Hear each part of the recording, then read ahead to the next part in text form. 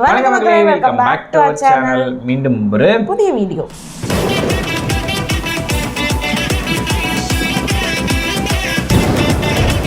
So இந்த video நம்ம எதை பற்றி பார்க்க போகிறோம் அப்படின்னா, ஆரியோ ஓகே பேபி சேனல்ல இருந்து தமிழண்டா மாரிமுத்து ஆதி குணசேகரன் தக் லைஃப். ஸோ நம்ம மாரிமுத்து அண்ணனோட தக் லைஃப் தான் இந்த வீடியோவில் பார்க்க போகிறோம். நம்ம ஆல்ரெடி நம்ம ஆதி குணசேகரன் அண்ணனோட ஒரு தக் லைஃப் வீடியோ வந்து நம்ம வேறு சேனலில் இருந்து ஒரு வீடியோ பார்த்துருந்தோம். அதுவும் அண்ணன் வந்து இறந்து போன டைமில் வந்து நம்ம ட்ரிபியூட் பண்ணுற மாதிரி ஒரு வீடியோ பண்ணியிருந்தோம். ஸோ இது வந்து ரீசெண்டாக இப்போ 2-3 நாள் முன்னாடி அவங்க அப்டேட் பண்ணியிருந்த வீடியோ. அவங்க ஆரியோ ஓகே பேபி சேனலில் வந்து அப்டேட் போட்டிருந்தாங்க. ஸோ அதனால தான் நம்ம இந்த வீடியோ எடுத்துகிட்டு வந்திருக்கோம். ஸோ வீடியோ பிடிச்சிருந்தப்போ மறக்காம கீழே ரெட் ஹார்ட் கமெண்ட் பண்ணுங்கள். வீடியோ பிடிக்கல அப்படின்னா பிளாக் ஹார்ட்டில் கமெண்ட் பண்ணுங்கள். உங்களுக்கு எந்த ஹார்ட் பிடிக்குமோ அந்த ஹார்ட்லையும் கமெண்ட் பண்ணலாம், ஒன்றும் பிரச்சனை இல்லை. உங்களுக்கு தோன்ற ஹார்ட்டில் பண்ணிடுறீங்க. நீங்கள் ரெட்டில் தான் பண்ணணும், பிளாக்ல தான் பண்ணணும்னு இல்லை. பிளாக்னா பிளாக்ல பண்ணி விட்ருவீங்க, ரெட்னா ரெட்டில் பண்ணி விடுங்க. ஃபயரை திருக்கி விடணும்னா ஃபயரை திருக்கி விட்டுருங்க. எது வேணுமோ உங்களுக்கு தோன்றதை பண்ணி விட்டுருங்க. நம்ம அதுக்கு தானே வீடியோ போடுறோம், அப்படி தானே? ஸோ இப்போ நம்ம வீடியோ ஸ்டார்ட் பண்ணிடலாமா? ஸ்டார்ட் பண்ணிடலாம். பெண்கானே சாஃப்டா இருப்பான்லாம் நினைக்காதீங்க. நான் ஜான்சி ராணி, ரொம்ப ரகடான ஆளு.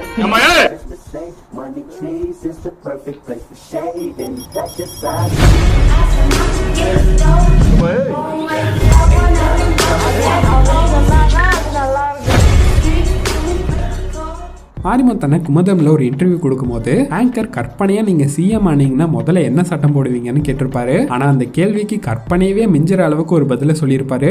ஒரு சின்ன கற்பனை சொல்லுங்க. நீங்க திடீர்னு ஒரு நாள் முதல்வர் ஆயிட்டீங்கன்னு வச்சுக்கிடுங்க, என்னவெல்லாம் நீங்க ஒரு சட்டத்தை போடுவீங்க? முதல் சட்டம் வந்து தமிழை பொதுமக்கள் பார்வையில் படும்படியான இடங்களில் தவறாக எழுதுறான் பார்த்தீங்க, எழுத்து பிள்ளைகளை அவனோட கட்டவரில் வெட்டணும். அது பேனாவை தொடலாமா? அவன் பேனா பிடிக்கக்கூடாது. மக்கள் பார்வையில் படும்படியான இடங்களில் தமிழை தவறாக எழுதுவதன் கையில் பேனாவை கொடுக்கக்கூடாது. அவனுக்கு தண்டனை வழங்கணும், 5000 ரூபா தண்டனை. 3 வருஷத்துக்கு பேனாவை பிடிக்கக்கூடாது.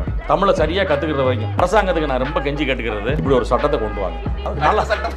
அடுத்த சட்டம் முதலமைச்சர் ஆனதுக்கப்புறம் சொல்றேன். எல்லாத்தையும் எப்படி சொல்லுங்க, ஓட்டு அளவுக்கு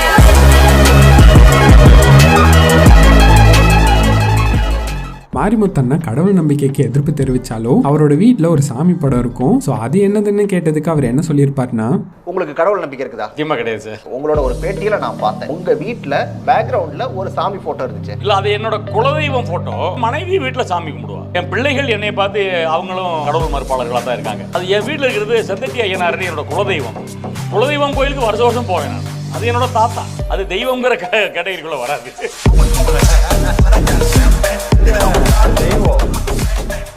இவர மாதிரி தெருக்கு 10 பேர் இருந்தா கூட நம்ம நாடு டெவலப் ஆகிரும். ஏன்னா பல வருஷமா கவர்மெண்ட் பிளாஸ்டிக் யூஸ் பண்ணாதீங்கன்னு சொல்லியும் நாம கேட்கறது இல்ல. ஆனா மாரிமுத்தண்ணா பிளாஸ்டிக் பேக் யூஸ் பண்ணக்கூடாதுன்னு அவருக்குன்னு தனியா ஒரு கேரி பேக்ஸையே செஞ்சு அதை யூஸ் பண்ணிட்டு வந்திருக்கிறாரு. போது வெறுங்கையோட போக மாட்டேன். புக்கு கொடுக்குறது கிஃப்ட் பேக் பண்ணி ரெடியாக இருப்பாரு. எல்லாம் வந்து இயக்குநர்கள்ட்ட பேக் பண்ணி இந்த இயக்குநர்கள் ஒவ்வொருத்தருக்கும் பேக் பண்ணி சொல்லி. இந்த கவரை பத்தி சொல்லுங்க. இது என்னோட கேரி பேக், என்னோட ஓன் யூஸுக்காக நான் அடிச்ச கேரி பேக். பிளாஸ்டிக் இல்ல, பிளாஸ்டிக் கிடையாது. ஆமா, பிளாஸ்டிக் கிடையாது. அரசாங்கத்துக்கு விரோதமான விஷயம் கிடையாது. பிளாஸ்டிக் கிடையாது. இது பூமியில் எளிதில் மண்ணில் மக்கக்கூடியது, மக்கும் தன்மையுடைய ஒரு பொருள். அதில் செஞ்சது. பவானியில் போய் அடிச்சு வந்தேன்.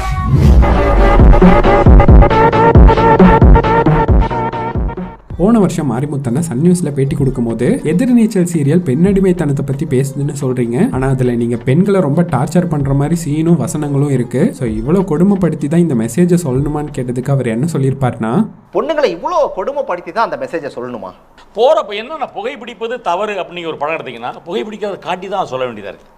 ஒருத்தன் புகை பிடிச்சான், அப்புறம் இருமுனா, அப்புறம் இருமும்போது ரத்தம் வந்துச்சு, அதனால் புகைப்பிடிக்காதீர்கள் அப்படின்னா புகைப்பிடிக்கிறத காட்டி தான் சொல்ல வேண்டியது. ஸோ பெண்கள் உயர்ந்தவர்கள், பெண்கள் மகோன்னதமானவர்கள் சொல்கிறதுக்கு பெண்ணை அடிமைப்படுத்துகிற ஒரு என்னை மாதிரி ஒரு நாய் பய வேணும்.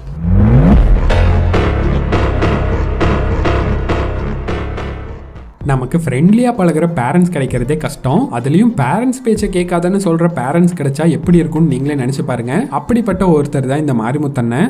நான் பாக்குற பொண்ணு நான் சொல்ற படிப்பை தான் நீ படிக்க நினைச்ச படிப்பு தான் படிச்சாங்க. இப்போ இவரு நான் பொண்ணு பார்க்கல, நீ பொண்ணு கூப்பிட்டு வந்தா சரின்னு சொல்லி கெஞ்சி கேட்கிறேன் பையன்ட்ட, யாராவது லவ் பண்றியாடா சொல்றா. பொண்ணு கல்யாணம் தான், யாராவது லவ் பண்ணுன்னு சொல்லுமா உடனே கல்யாணம் பண்ணிக்கிறேன்.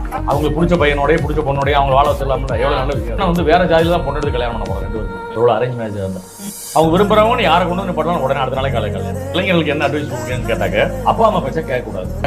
அப்பா அம்மாவாக தான் இருப்பாங்க. அதை விட உயரத்துக்கு போக முடியாது. மீறானோ அவன் கண்டிப்பா ஜெயிச்சிருவான். மீறது பாசிட்டிவ் ரூட்ல மீறணும். மீறிட்டு ஒயின் ஷாப் போயிடக்கூடாது. மீறிட்டு ஒரு படிச்சவனை தேடி போகணும், ஒரு ஐடி கம்பெனி தேடி போகணும், ஒரு லேப்டாப்பை தேடி போகணும், வேலையை தேடி போகணும். அப்படி போனான்னு வைங்களா, அப்பாவை மீறிட்டு கண்டிப்பா ஜெயிச்சிருவாங்க. மீறிட்டு நெகட்டிவ் ரூட்ல போயிடக்கூடாது.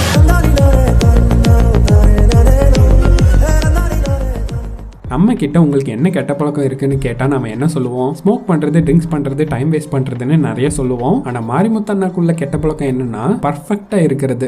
ஒரு கெட்ட பழக்கம். அவர் மாதிரிமே எல்லாருமே பெர்ஃபெக்ஷனா இருக்குன்னு நினைப்பாரு. பாருங்க எப்படிங்க கெட்ட வழக்கமாங்க? அது தண்ணியை போட்டு ஊர் சுத்துறாங்க, அது கெட்ட வழக்கம்னு சொல்றாங்க. அது மாதிரியே எல்லாரும் பெர்ஃபெக்ட்டா இருக்கணும். பாக்கி ஒரு ஆசிரியரன் போன மாதிரி பேட் ஸ்டூடெண்ட்ஸ் ஆச்சே சார். கூச்சமே இல்லை. நானும் அப்படிதானே, என்ன மாதிரி நான் பர்ஃபெக்டாக இருக்கிற மாதிரி நீங்களும் பர்ஃபெக்டாக இருக்கணும். இந்த மாதிரி நிறைய பேர் இருப்பாங்க. நானும் அண்ணன் என்ன மாதிரி இருந்திருக்காரு, வேற ஒன்றும் இல்லை, பொறுக்கல, வேற ஒன்றும் இல்லைங்க. கிளாஸ்ல படிச்சு மார்க் வாங்குறேன் மட்டும் தான் அறிவாளி நான் சொல்லவே மாட்டேன். செஞ்சாலும் அது ஒரு பர்ஃபெக்ஷன் நேர்த்தின்னு ஒன்று இருக்கு. அது அடிப்படையில் அவங்ககிட்ட இல்லைங்கும் போது எனக்கு சுருன்னு போகும். ஒரு பொருளை வைக்க தெரியல, ஒரு பேப்பரை நாளாக மடிக்க தெரியல. இன்னைக்கு பசங்களுக்கு யாருக்குமே ஜம்காலம் தர்றேங்க, அதை அழகாக உதறி அப்படி மடிச்சு வச்சுட்டாங்க, பேர மாட்டிக்கிறேன். இது செய்ய முடியலன்னா அவனை எப்படி என்ன மன்னிக்கலாமாங்க? அவனை ஏரோப்ளேன் செய்ய சொல்லல, ராக்கெட்டை செய்ய சொல்லல, கடலுக்குள்ள போய் மயில் நீச்சல் சோடான்னு சொல்லல. ஒரு ஜம்காலத்தை மடிச்சு வைக்க தெரியாது அந்த பூமிக்கு தேவையா?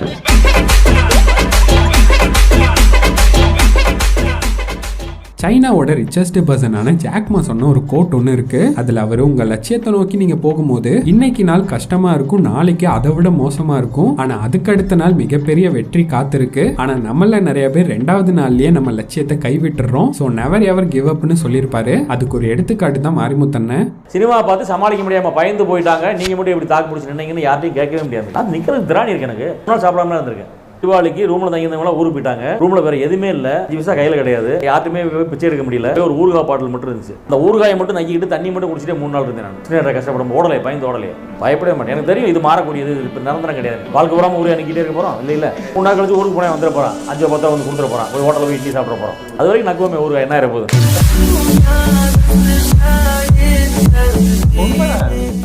ட்விட்டர் யூஸ் பண்றவங்களுக்கு இது தெரியும். யாராவது ஒரு செலிபிரிட்டி ட்வீட் போட்டாங்கன்னா சம்பந்தமே இல்லாம நிறைய பொண்ணுங்க அவங்க போட்டோவோட நான் தனியா இருக்கேன், நான் ஃப்ரீயா இருக்கேன்னு எதையாச்சும் ட்வீட் போடுவாங்க. எதுக்காகனா அந்த செலிபிரிட்டியோட ட்வீட்டை பார்க்க வரவங்க அந்த புள்ள ட்வீட்டை பார்த்து அவங்க ப்ரொஃபைலை செக் பண்ண வைக்க, இதை வச்சு ஃபாலோவர் கெயின் பண்ணுவாங்க, இல்ல ஸ்கேம் பண்ணுவாங்க. இந்த விஷயம் மாரிமுத்தண்ணாக்கு தெரியாது போல. ஏன்னா அப்படி ஒரு புள்ள அவரோட ட்வீட்ல உங்க நம்பர் கிடைக்குமான்னு கேட்க இவரும் சோஷியல் மீடியான்னு கூட பார்க்காம அவரோட நம்பரை ஷேர் பண்ணியிருக்கிறாரு. இதுல தக்கே இது பெரிய ட்ரெண்ட் ஆகி அவர் ஒரு இன்டர்வியூல கூப்பிட்டு கேட்டப்போ கூட அப்பவும் அவரோட நம்பர் கொடுத்திருப்பாரு. ஒரு ட்வீட் ஒன்று போட்டிருந்தீங்க, அது வந்து பயங்கரமா ரீச் ஆயிருச்சு. அது நீங்க தான் போட்டீங்களா, இல்லை யாராவது ஹேக் பண்ணிட்டாங்களா?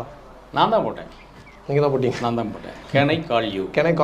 அதுக்கு நான் என்ன பதில் போட்டிருந்தேன்? ஷுவர்னு சொல்லி உங்க ஃபோன். இல்ல ஷுவர்னு போடல, எஸ் 3 புள்ளி. ஒரு ஆக்டர் கேட்டவங்களுக்கு பர்சனல் மெசேஜ் சொல்றீங்களா? ஒரு ஓபனா போட்டதால அந்த மாதிரி ஆயிடுச்சு. அது நான் பயந்தவன் இல்லை சார். எவன் பயப்படுவான்னா அவன் தான் அப்படி போடுவான். நான் பயந்தவனே கிடையாது. என் நம்பரை எடுத்துக்கோ, இப்போ சொல்றேன் 98407 மாரிமுத்து ஆக்டரோட நம்பர். ஒரே நம்பர் தான், வாட்ஸ்அப் நம்பர் தான். இந்த நம்பரை உங்களால எவ்வளவு தூரத்துக்கு ஸ்ப்ரெட் பண்ண முடியுமோ, எத்தனை பேருக்கு கொடுக்க முடியுமோ கொடுங்க.